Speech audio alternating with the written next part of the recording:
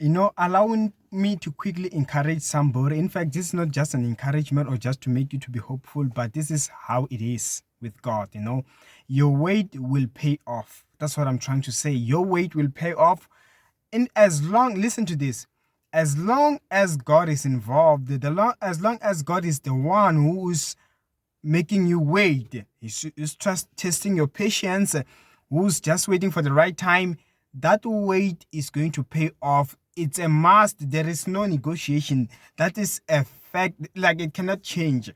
Just like you see with Joseph, he could have slept with that wife of his master Potiphar, but he ran, and he's running away, and landed him in jail.